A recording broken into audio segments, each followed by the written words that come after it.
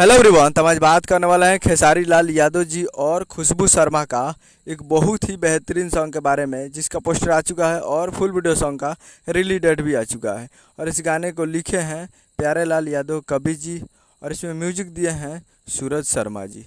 और वीडियो में है खेसारी लाल यादव जी और खुशबू शर्मा जी, जो कि आपको स्क्रीन कवर दिखाई दे रहा है। जिस सॉन्ग का टाइटल है तू कहाँ, जिसका टाइटल है तू कहाँ।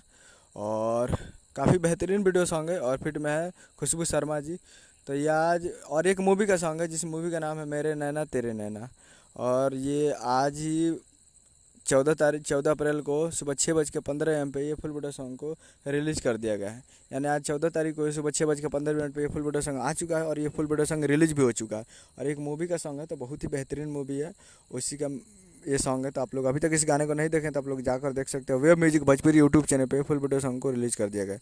तो आप लोग जाइए। और सिंगर इसका सुबोध शर्मा जी है, खेसारी लाल यादव जी है। तो जाइए और जाकर वेब म्यूजिक पे देखिए और प्यार दीजिए। उम्मीद करें वीडियो चला तो चैनल को सब्सक्राइब लाइक। मिलते हैं अगले वीडियो में, तब तक के लिए जय हिंद, जय भोजपुरी।